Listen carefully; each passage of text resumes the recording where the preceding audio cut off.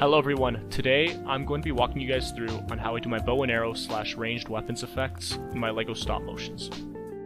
First off, I want to let you guys know what I'm working with. I film everything at 15 frames per second. I use Stopmotion Studio Pro. It's a one-time purchase of $8.50 Canadian as of the release of this video, and my camera is a Logitech Brio 4K webcam. One thing I want to premise is that I believe the best animations mimic real life. What I mean by that is that I believe the best kind of animation employs the use of concepts like momentum and acceleration, more commonly referred to as easing in and out in the animation world. For example, when a bow shoots an arrow, the arrow undergoes immense force and is accelerated to an incredible velocity in a short amount of time.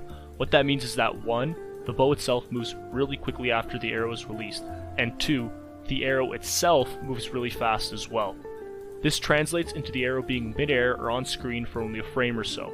A common mistake I see in animation is the arrow being in multiple frames, which implies that the arrow is traveling slowly. Here's an example of what I'm talking about.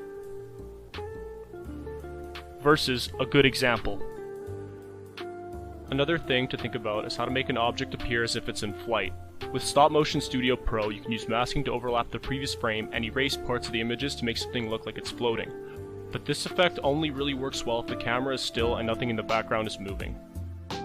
One alternative, where the effects are all practical and done entirely in the animation process, is holding the front end of the arrows off screen so they appear as if they are floating. It takes a lot less time and I believe it looks better too. You can also use objects in the animation and stick arrows to them to create a floating effect, but I recommend doing this sparsely as it can be pretty obvious and take away from the immersion of the video. Finally, I'm going to talk more specifically about my bow and arrows and how I chop them up to get the parts I want.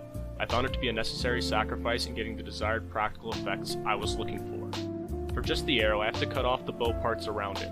I use a box cutter or an X-Acto knife to get a pretty clean cut. Do your best to be safe using a cutting mat or board, exercising appropriate caution for handling sharp tools. I always keep these scraps as they can maybe be used in later animations, but that's up to you. For the bow, it's the opposite. You have to cut out the arrow. The end result is you get the arrowhead, the feathers, and a little middle stick piece. You can use these and play around with them in your animations by having them stick out of minifigures who have been shot by an arrow.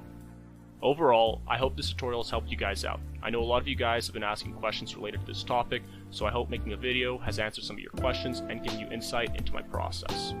I will be releasing some more tutorials on various topics, so stay tuned. I hope everyone enjoyed this video, so please don't forget to like, comment, and subscribe to let me know what you guys thought. Thank you all for watching.